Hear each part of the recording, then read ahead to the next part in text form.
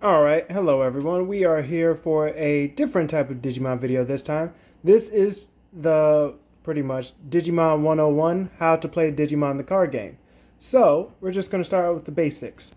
So over here, we have the deck area. A deck consists of 50 cards, no more, no less. And then right below is the trash. Once a card has been used up, it will go to the trash unless it's specified otherwise. Over here is the security section. So at the beginning of the game, ignore these five right here. This will be explained on later. At the beginning of the game, you shuffle your deck. I'm just going to do a simple cut for right now.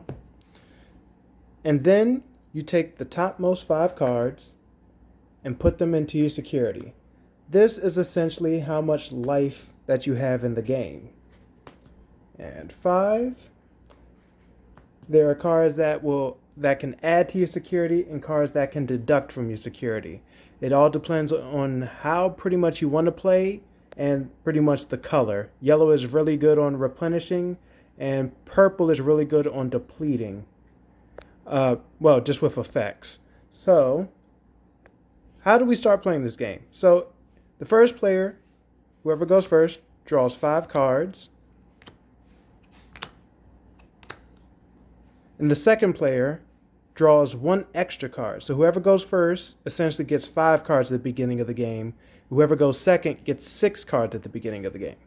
So we're going to start out with looking at our hand. So in your hand, you can have a variety of different cards based on how you broke down your deck. So for the sake of this tutorial, we're going to look at these cards right here. So in your raising area is essentially your Digitama.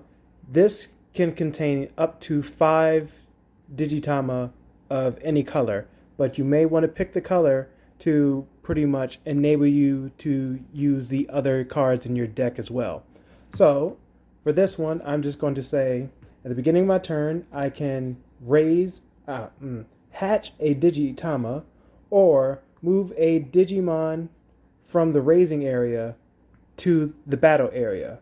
Now, Digitama cannot exist in the battle area, so they have to at least be level 3 or a rookie. So, for the first turn, I would just say, since Guilmon is right here, I would declare Digivolving into Guilmon for my move. At least one of the moves. So, as you can see, let me see if I can focus this a little bit better. Guilmon, when digivolving into Guilmon, he can digivolve for a cost of 0 from a level 2. So effectively, when you digivolve from a Digitama into a rookie, for the most part, it will always be free. Sometimes there are rookies that do actually cost, but they're a little bit on the far and fewer side, and they're either stronger or have a really good skill. So it's kind of a trade-off. So when you digivolve, the first thing you do is you draw a card for your Digivolution. So then we would play out normal. Let's see. So let's say that Guilmon was one of the cards in my hand. That would mean I have 4 other cards remaining. All right. So we have 2 champions, an ultimate, and a option card. So let's do this. Now we're going to Digivolve into Devimon for a Digivolution cost of 2. Now we can play Devimon straight from the hand. However, if we do that, it will cost 6 memory instead of 2. Now, with that being said, I'm going to Digivolve into Devimon for a cost of 2. Now, what does this cost actually mean? That's where this scale actually comes into play. Now, this scale is pretty much how much or how many moves you can make in this game. So, seeing as Devimon costs 2, I would slide the scale to the right for 2. Let's see. When you start at the beginning, you start at 0. I don't really have a counter on me for right now. Let's use this little piece of lint. And so since it cost me 2, I would slide the counter to 2. And when the counter goes from your color, and your color will always have your numbers facing you, to your opponent's color, which will be reversed from you, that signifies it going to your opponent's turn. So on Digivolving the Devilmon, I've effectively ended my turn instantly unless there is a skill that resolves on Digivolution. Now, let's say somehow your opponent was able to get a Digimon out on the first turn and it can attack on the first turn. There are some Digimon that have that, but let's not worry about that. We're just doing this for the elaboration. Say they wanted to attack. So let's see. Let's say your opponent's Digimon was over there and it declared an attack. It suspends itself and then would declare an attack target. Since there's no attack target actually on the field, these are just for example, it'll be a direct attack towards the security. Now, the way this resolves is to flip the topmost security and then check what it is. Since this is the Digimon, we check its DP and match it against your opponent's DP, which in this situation is 7,000. So Blackwall Groundmon would be sent to the trash. Since this is ours, let's just put it over there for the sake of argument. And regardless of the outcome of a battle, if a Digimon is checked in the security, unless specified otherwise, will always go to the trash after a check. Now, that was that example. So here's the next one. Let's say it's your turn again. You have the option at the beginning of your turn, after you draw, you can move your Digimon out of the raising area, or you can play a Digimon to the battle area. Oh gosh. Really, Pepper? Oh goodness. You just want to be the diva. Okay, I get it. Hold on, everyone. Continue where we left off. New kitten problems. All right. Let's say we move our Digimon to the the battle area, and let's say your opponent gave you a sizable amount of memory just for the sake of this example. So we have a Blackwall Groundmon in our hand, and we're going to declare Digivolving into it for a play cost of 3. So let's say that the memory was at 7 at the start of our turn. The memory would decrease down to 4, and we would draw a card for our turn. Now, with that being said, let us look at these cards carefully. As we can see at the bottom of some of these cards, they have skills associated with them. These are inheritable skills. So the skills that are in the forefront of the card, or actually within the card window, are that Digimon skills in and of itself. So that's what it has access to. And the ones below it is if a Digimon digivolved on top of it, it inherits those skills. Now, this Blackwall Groundmon has a Digiburst skill, which will allow it to trash 3 cards from its Digivolution source, 1, 2, 3, and play a level 3 or lower purple Digimon from the trash. So, if we had Guilmon in the trash, we can get rid of all 3 of these and play Guilmon from the trash without paying its on-play cost, which would have been 3. Now, the Digimon on play on its initial turn when it comes out cannot declare an attack. However, if it was in the raising area and Digivolved in the raising area then come out, it can attack on the same turn it comes out into the battle area. But let's continue with our example. So we went from 7 down to 4. So now we can Digivolve from this ultimate or a level 5 Digimon into a level 6 Digimon or a Mega. So we're going to pick Anubismon because that's what we have in our hand. So Anubismon has another skill. This skill activates on Digivolution. Let's see if I can focus on it a little bit better.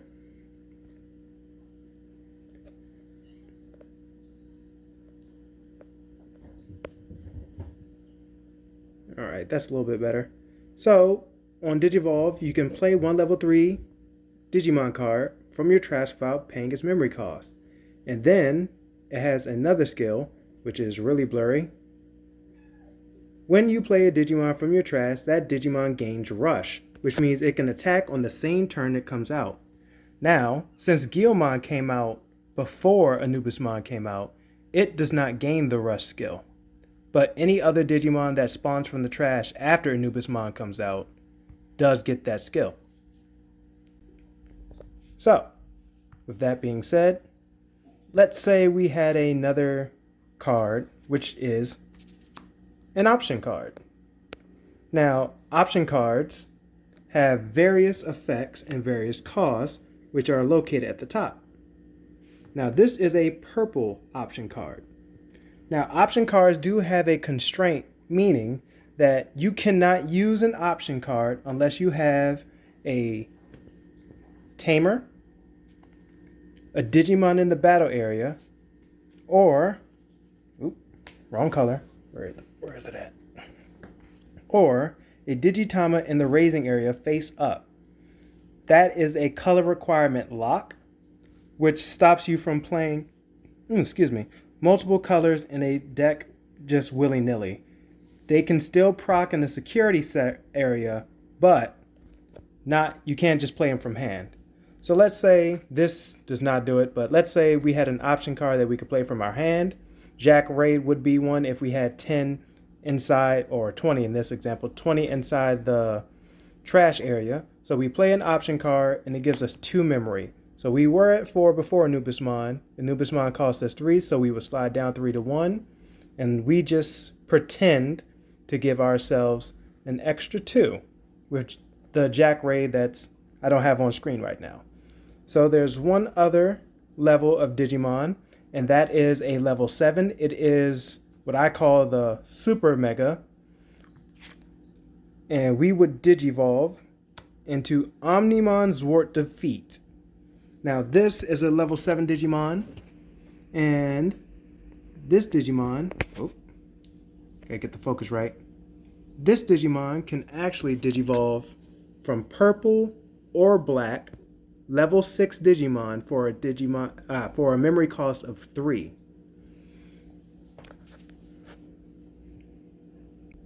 That's how we would get a really strong Digimon out in the field if we had the appropriate amount of memory. So, Omnimon Zwart does have a different set of skills. Now, there is a numerous plethora of skills in this Digimon card game. I'm only going to gloss over a few of them. Now, Omnimon Zwart does have a additional skill. So on Digivolve, when it comes out, it will destroy one of your opponent's tamers. However, let's say Zwart, he does have a security skill, if I can get it to focus right. That's as close as it's going to get. So security, play this card without battling and without paying the memory cost. So what that means is, if Omnimon Zwart was face down in security when your opponent attacks, then you would skip checking the DP, and this Digimon will come into the battle area face up on your opponent's turn. So there are various tricks and strategies when building your deck, and you need to pick your Digimon appropriately when constructing your deck. I'll have a how to construct a deck video later, but this is just a simple how to play. Now, we've gone over all the various Digimon, level 2, which is the Digitama, all the way up to level 7, to which I call the Super Mega. Now, we talked about the option cards, and we mentioned the tamers. So, the two things with option cards and tamers, they also have unique effects. So, if a option card is in the security section, when your opponent does a security check, it flips face up and it will say one of two things.